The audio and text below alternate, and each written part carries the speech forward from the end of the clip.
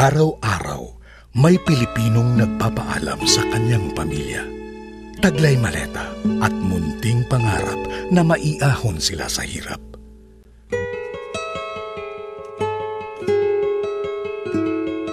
Dahil sa kahirapan, kapit sa patalim. Kaya madaling naloloko ng mga illegal recruiter.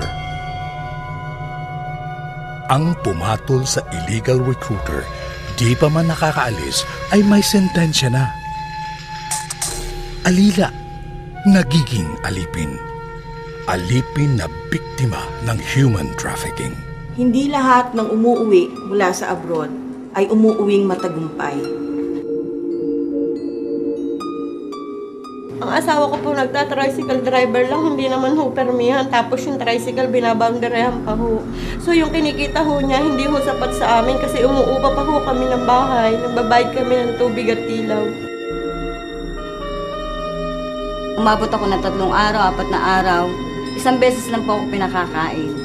Yung iinom ng tubig, kailangan magpaalam pa. Dumating po yung 8 days doon sa agency ko. Bininta po yung kontrata ko doon sa isang agency. Tapos may dumating na isang umani, binili din ho ang aking kontrata. Doon po ako natutulog sa bodega. Doon sa may mga kasama ko, yung mga pakain sa rabbit. Yun ang katabi ko sa pagtulog na ang baho-baho po naman. Tumutulo na po ang luha ko, ang sipong ko. Hanggang sa tumungo na nga po ako kasi sobrang sakit na ng mukha ko sa kalisampal niya. Tumalsik na ho yung postiso ko sa pagsampal niya. Pumasok po ako ng banyo. Doon po simula, pinagubad po ang aking damit. Pinaikot ako. Binaboy pa niya ako. Kailangan po kayong gumising ng alas 4 kasi pag hindi po kayo gumising, tunog ng tulog yung alarm. Alas 10 pa po ng umaga niya ako paaamusalin. Ang pinakakain lang niya po sa akin, yung pong gilid ng tinapay na loaf, yung balat po. Sinakay po kami dun sa kotse, pinaghati po kami.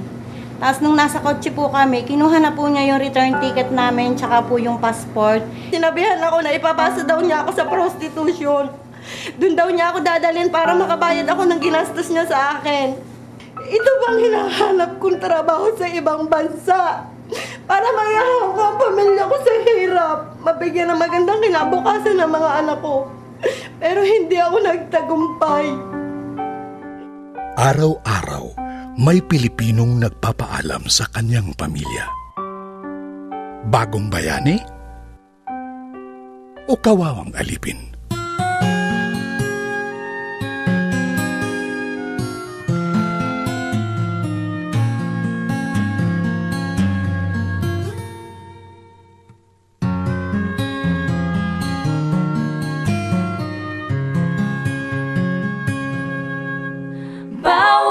Isa sa atin, bayani. Ikaw, ako, tayong lahat, bayani. Laway at matatamis na pangako. Yan ang puhunan ng mga illegal recruiters at human traffickers. Laging tatandaan, magduda kung ang nag-alok sa inyo ng trabaho ay isang tao lamang at hindi lisensyadong ahensya. Magduda kung ang inyong pag-alis ay biglaan at mabilisan. Magduda kung ang trabahong inyong inaplayan ay iba sa trabaho nakasaad sa inyong work visa at employment contract. Kung may kutob, pakinggan. Kung may duda, magtanong. Huwag kang magpaalipin, bayani.